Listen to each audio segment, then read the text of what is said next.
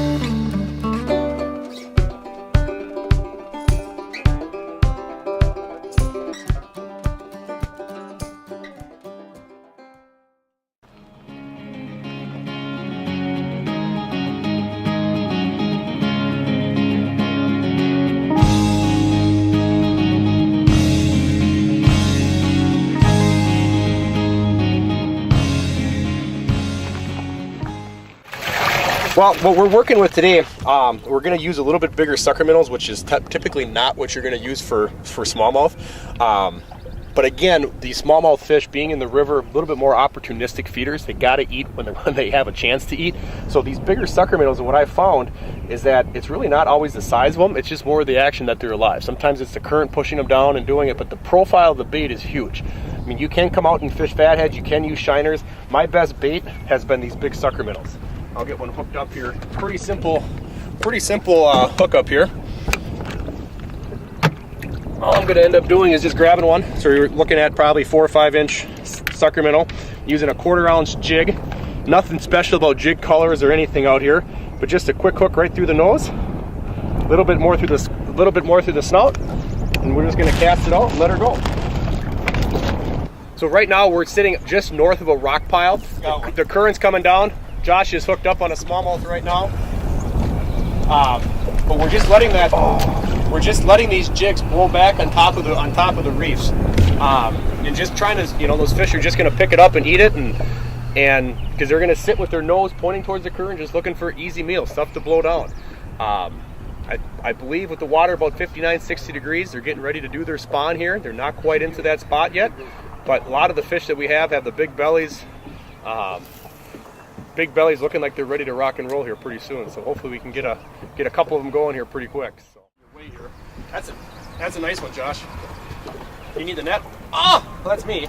That's great. This is what fishing's all about, folks, is getting tangled. Teamwork. There we go.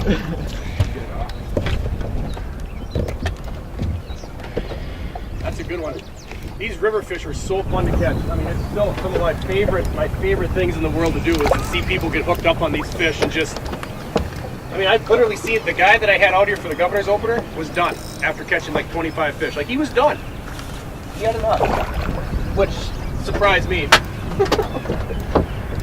Power. That there, Josh? Yeah. Since we're 0 for 3, we'll yeah, since we should probably get one to actually make it look like we know what we're doing. I know, I hear that. Oh, that's a big one. That always trying to get double. Typical Mississippi River smallmouth caught on a big old sucker minnow. I mean, it doesn't get much better than this. And this is about the average fish we'll catch out here. I'll put them on the board. I'm going to say probably 16.5, 17-inch fish. Looks really healthy, really good, nice thick. The coloration is fantastic. Give you a shot with them there. You can throw them back, get a board on them. And worth a buck. There you go. Yeah, and worth a buck. First fish. You got to tell me that stuff. Oh, I was wrong on that one, Josh. You got an 18.25. There you go. It's a good way to start the day off. All right, thank you, sweetheart. So what we're working on right now is we're working on a rock pile, and the rock pile actually runs. There's actually two of them that run east to west on the river. It creates a nice little current break for them. You get the current that actually comes through the island on both sides, and it kind of meets. And what we're fishing right now is we're fishing a little bit of slack water. There's a little bit of back current coming up off the rocks. There's a good current off to our right, And all we're doing is we're pitching the jig up in about probably 7, 8, 9 feet of water, letting it flow back over the top of the rock pile, even sometimes letting it get back to the other side of it. So it comes up 5, 6 feet, drops back down to 9, 10 feet. The key, what we're looking for, is trying to figure out where the fish are during the time of the day. Right now, they seem to be up on top of it a little bit, pushed right up next to the edge of it. There's times that they're out 7, 8, 9, 10 feet of water on the front side. Sometimes they're on the back side, depending on the current, depending on the flow of the water coming through the system. It's the most interesting part for fishing the river for me, especially when you're working rock piles. Nothing's the same. It's a little bit less prone to get, with different pressure systems, different things like that. It just doesn't affect him as much, but the fish will move because all of a sudden a log comes down, gets jammed somewhere, creates a new current break, the fish go congregate there. It's one of the most cool things about fishing the river, but it's also one of the biggest challenges.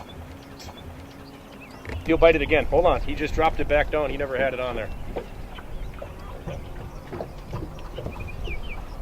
There, we got him. That's the fun thing about the smallmouths. When you miss them, you can literally just drop it right back down in their face and they'll come up and smoke. This is a good fish. Josh, if you want to, again, we gotta make sure we get. I'm right here. I'm right underneath the boat. Maybe I should grab that. Oh, this is a good one. One more time. One more time. That's fine. Make me work. Perfect hook set. One good release. That's a beautiful fish. Absolutely gorgeous fish. And again, that was caught on that big sucker minnow I showed you guys earlier. And those fish, you kind of look at their mouth and you're thinking, how do they eat it? But again, opportunistic feeders. They see that thing floating back down. The jig just keeps it nice and light on there. Josh had asked me earlier about using stinger hooks. I don't like using the stinger hooks up here. There's too much garbage in the water. You get caught up on them. And then it's really hard to take them off with 3 more treble hooks. I like to do this with my nieces and nephews, younger kids. I got a 3-year-old that'll come up and do this with me. Having one hook is a lot easier for me not to worry about getting the hook in my thumb. So let's see how long this baby is. Josh, let's see if I have you beat. I think so. Oh yeah, 19 and a half. Look at that baby. That's a really nice one. We'll get her back and swim another day. So what we're using today is a jig, just a 1/4 ounce jig. What I look for, last time I was previously out here, the shank of the hook was such a big difference in what we were doing and making and being able to hook up on fish with using those big minnows. Again, not liking to use the stinger hook. So what I did is I went out before we came out today, just bought a little bit longer shanked hooks just to make sure that we have the opportunity to be able to bury the hook in some of those fish as they come up and bite it. The smallmouth will come up and they'll just suck that whole minnow in, and if that shank, if that bend starts right here, that makes it really hard to hook up on fish. So getting a little bit longer shank, they do make more live bait jigs. I'm pretty particular. I love using gold and silver. I don't think the colors really matter. We've caught them on everything. Just that personal preference of gold. This is one of the new Google Eyes jigs. Again, you can use anything you want. I was just looking for mainly for shank size. A little bit of the plastic holder does help the minnow stay on there a little bit longer to make sure that we get good hooks in these fish. Midwest Gun Dog Kennels is your full-time gun dog training facility. For over 30 years, we've customized our training to fit each individual gun dog. We know it takes a well-trained gun dog to handle wild birds to make every hunting trip a dream trip. Let Midwest Gun Dog Kennels put excitement back into your hunt of a lifetime. Midwest Gun Dog Kennels, where experience equals excellence.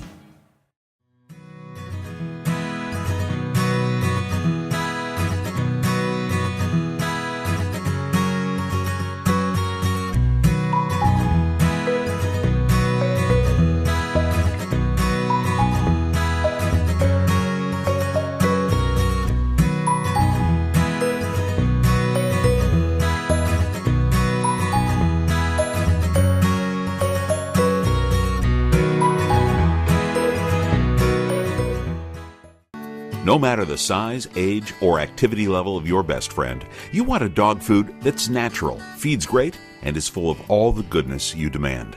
That's what we pack into every bag of Country Vet Naturals. Country Vet Naturals are just what the name says, natural goodness in every bag. We also make grain-free cat and dog food and treats. Learn more and find a dealer at countryvetnaturals.com. Country Vet Naturals, loved by pets, trusted by owners. Well, as you might be able to tell, I spend a lot of time behind a shotgun. Whether it's at the clay target fields, sporting clays fields, doing exhibitions, or bird hunting, I always trust my shooting skills to the Rio Elites. Not only for the lighter recoil, but as you can tell, the harder hitting, consistent patterns. These clay targets don't stand a chance when you shoot Rio Elite. Make your next day on the water even better with Airwave Pedestal, the only air suspension system that can be custom adjusted to the weight of the rider. No unreliable springs, no oil-filled shocks to leak. Our patented design utilizes a 2-stage suspension system to smooth out the roughest ride, while limiting travel to an industry-leading 2 inches. This boating season, enjoy your time on the water to the fullest. Find out how at airwavepedestal.com. On the motor pig. Very decent. Well, I don't catch them, so I might as well met them. Yeah, right? well, you know, we bring you with. You better make yourself useful at some point.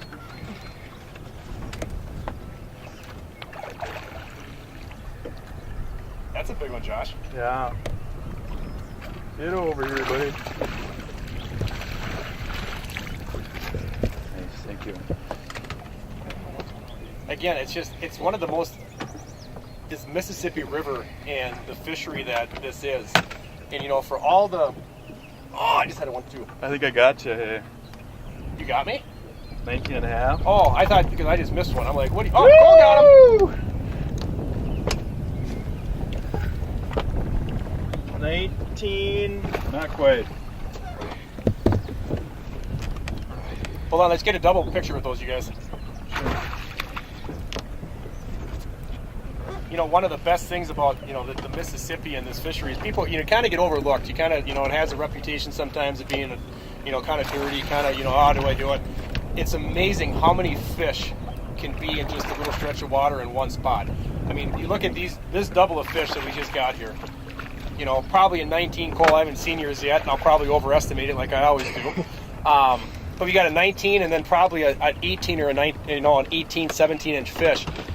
And again, very basic, picking up a few creek chubs, sucker minnows, just hanging out, just jigging, and just really easy fishing.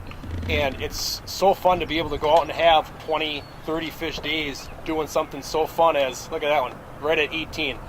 Double 18, 19-inch fish. There you go. Too bad we didn't have a tournament here. Perfect. That'd be great, 5x3. So, good fish, fellas. Come on. Is it? I seen the bob. Yeah, Josh, and you are a master of the catfish. Thank you. So when I was out here for the last Governor's Open, we actually caught 5 or 6 catfish last year, and they were big. I mean, they were 27, 28-inch catfish. Oh yeah. And the first time we got it up, you know, I'm using the guy's rod. It was he had braid on there. I had his drag set loose, so we didn't lose any fish. And first time it came up, it flipped its tail, and all I saw was the white of the tail, and I thought we had a monster walleye on. And I'm like, oh, this is going to be a really big walleye. And so we get it up, we get it up to the boat, and I see this giant catfish. And it's that kind of that disappointment of me wanting a big walleye on the opener. But that guy, he goes, I haven't caught a fish like that in like 30 years. And it's just that constant reminder of, you know, it's just fun to catch anything. You're fishing for smallmouth, we're in 6 feet of water, and all of a sudden a big catfish comes up and wants to eat. He ain't even budging. Good thing we put that new fluorocarbon leader on there, that 30-pound white, whatever line it is. All I can tell you is when you're doing that with a, oh god, Come on, you two rookies. He's trying to help. I'm just, yeah, two reelers are better than one. When you're trying to do that with mono, like when I had the guy out here and we had the mono out here doing it, it was ridiculous because you couldn't horse them in. You just sat there. We fought one catfish for 35 minutes, and after that, I'm like, we're not doing this with mono anymore. Where was this thing on our catfish show, huh? No. How big is that one? 5 pounds? Is it?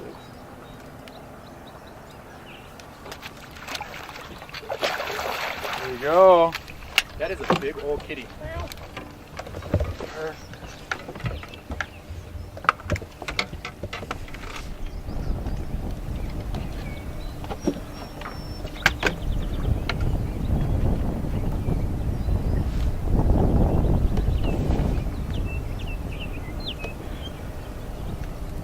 Yeah, he wasn't getting off, was he? No.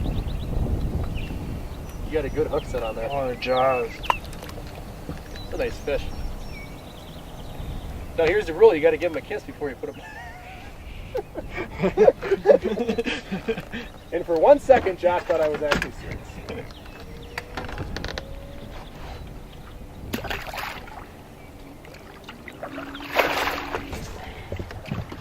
Good one, Cole? Smallmouth or something different. Sheephead or... Oh shit, what was... Did you see that? Something big was... Oh, he's down there. He's down there. What is that? Probably a muskie. It's small. It's smaller It's like though. a catfish coming up for it too. Really? It's right there. It's right there still. Catch them all. Oh yeah, 2 of them! Is that another smallie? Right, awesome! That's a net job right That there. is awesome!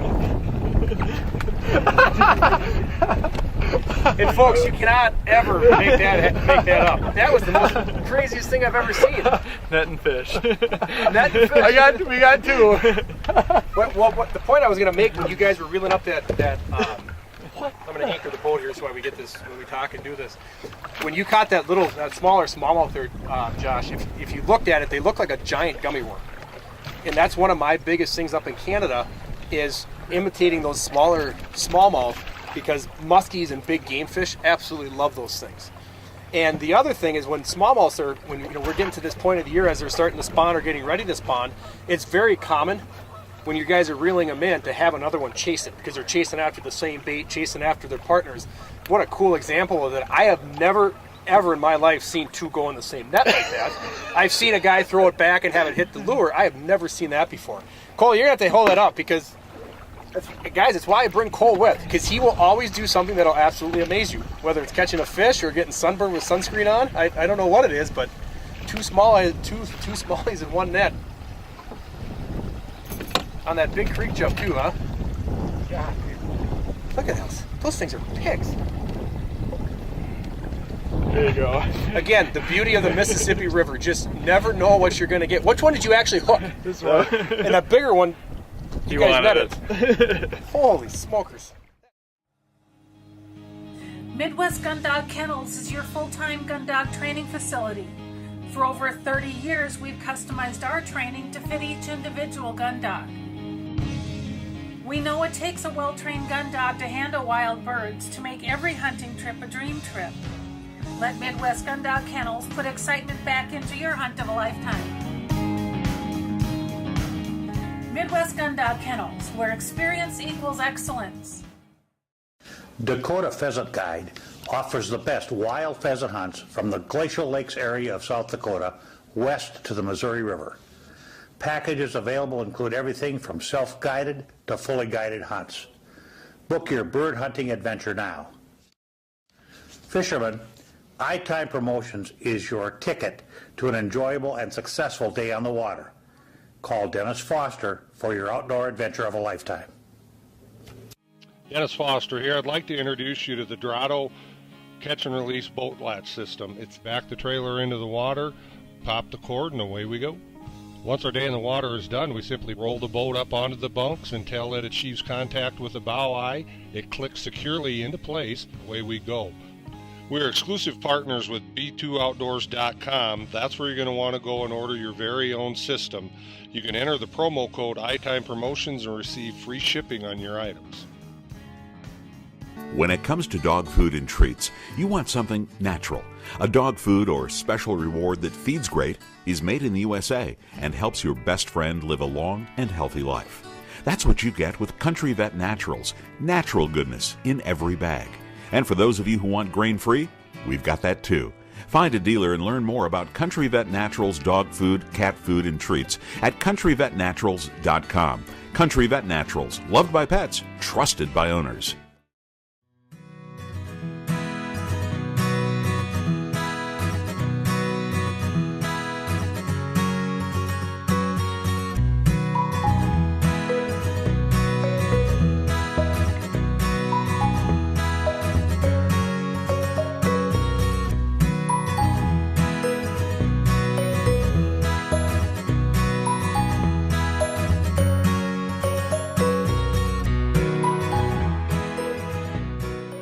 just ended up switching, going from just that plain jig head, throwing those up onto the shallow rocks on the sandbars. What we went to is just a real simple 3-way rig. Very similar to kind of what people will do with Lindy rigs, or a bottom bouncer. What I found with running this kind of the bell sinker about a foot down in your drop length, and then about a 4 or 5 foot lead on it, what that dropper ends up doing is it ends up keeping you snag free, because this bell sinker won't do it. If you're Lindy rigging, the whole thing lays on the ground and it's hard to get it off because of where the weight is. By adding that little dropper on there in the middle, real simple setup, just floating through 10 to 15 feet of water. Fish will come up and bite it. Don't have to do much with it. They come up and pound it pretty good, like we just saw with Cole's 2 smallmouth spectacular, whatever you want to call it, which I've never seen before. But real simple thing, and especially when you're current fishing. This is something I've adapted from fishing down by Red Wing a lot, where you can use 2 lines. The only difference at Red Wing, instead of having this be a dropper or a heavy bell sinker, this is just a heavy jig head with a plastic on it. So technically you're just jigging that up and down current, and you'll either catch them on the top or the bottom, and it kind of depends where the fish are. But it's obviously up here in central Minnesota, you can only have the 1 hook and the 1 rig, so we just run the plain, almost like just a Lindy rig setup, but kind of a hybrid between that and what I was referring to with the 2 jigs as a Dubuque rig. So pretty easy way to do it, real efficient way to cover water and catch fish and keep your bait on the bottom. Let's get back after it. This is right where we had that double. You can just see that one jump as a nice smallmouth. I think we got another. I got to get back there and net a fish. Okay, cool. We're getting yours first. That a boy. All right, you got yours up, Josh. Well, here we go. We'll flip over, open the bail. Oh, this is gonna be a mess. Let's not do that. Well, good thing we're doing a smallmouth show fishing for walleyes, huh? That a boy. Nice one. Good hooks, that fellas. Good thing the captain of the boat hasn't caught one here in a while, so we'll just keep floating around here in the abyss. Good fish, guys. Sneak out of the way. Yeah, right when you guys caught those, we had just came off. I was working up the side of a rock pile.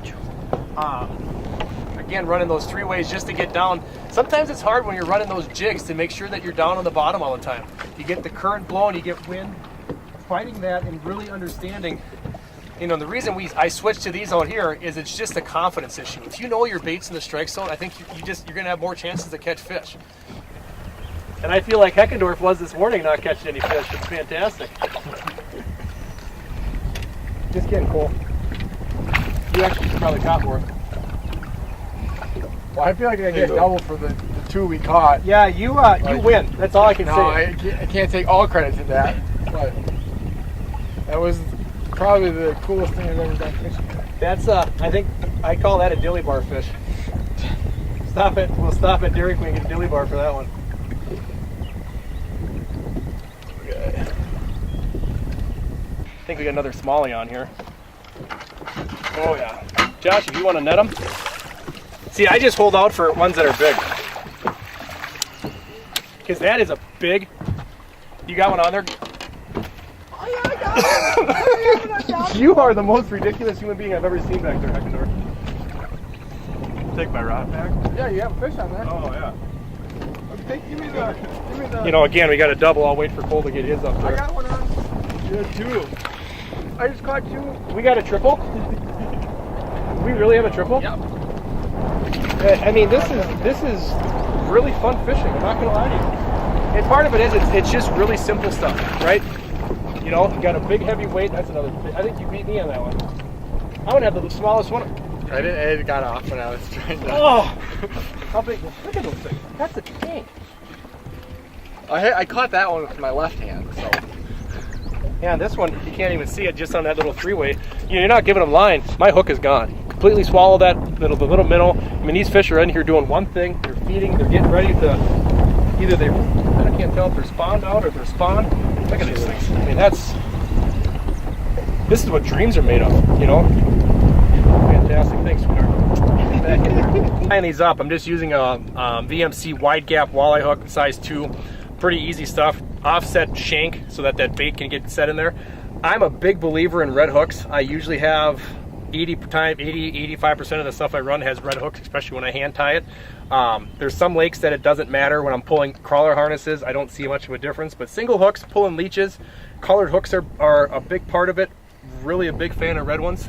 They seem to be doing the trick today. So one of the things that we're looking for on the locator is you're looking for any type of little break in the water that changes the current. When I get to fish different parts of the river and there you get some saugers and stuff like that, is that you can always find some saugers on the rocks. The walleye sometimes will be there, but one of the big things that walleyes relate to is wood. Trying to find either its branches or a down log using your side scan, something that just changes it, but that wood usually attracts some smaller insects, which attracts some smaller bait fish and do it. So it's just different times finding the bait and what they're feeding on. But usually in the river, if you can find wood, you're going to do pretty well finding some walleyes. So we found a little piece right here. Got a couple bites off it today. If I could ever hook one and put them in the boat, we'd be a lot better. But good thing Josh is back there saving the day for us on the walleye side of things. One more pass sometimes always helps. Got one that came up and hit it. Nice little walleye. Not a big one. We got a double walleye in the back. Whoops. One in the back. Good thing I have conservation on. And there she goes. Got a nice one there, Cole? Kind of the same thing. Very smaller, but in that little section we just went through had a little couple of sticks on the side stands. Yeah, huh? Still a fish. Woo! So there you go. Now we got up to 4 species out here: pike, catfish, smallmouth, walleyes. It's an amazing fishery, folks. And the best thing is there's nobody else out here. You know, just being north of St. Cloud, 15-20 minutes. You always risk, going to a lake and you're having a whole bunch of people, especially this time in the spring. And man, is it nice to be out here and just fish by yourselves. Okay, what's that pole? I know, it's that. You really can't? I can't tell.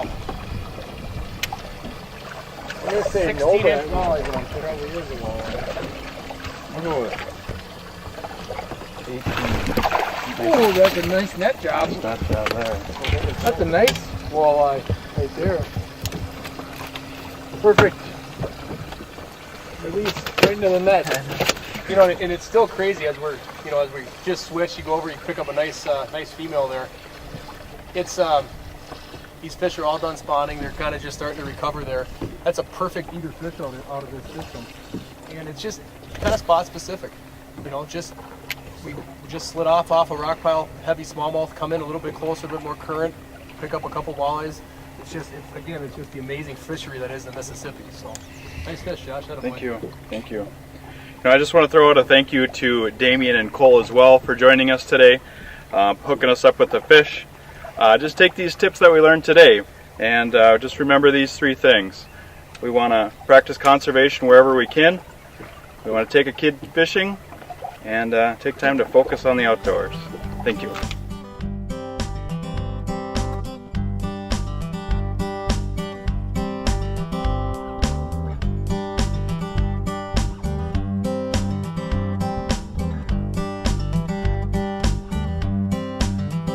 Diesel train rolls down the line as I'm headed for the land of corn and rye. There is a place I'm always satisfied, full of remedies to ease my worried mind.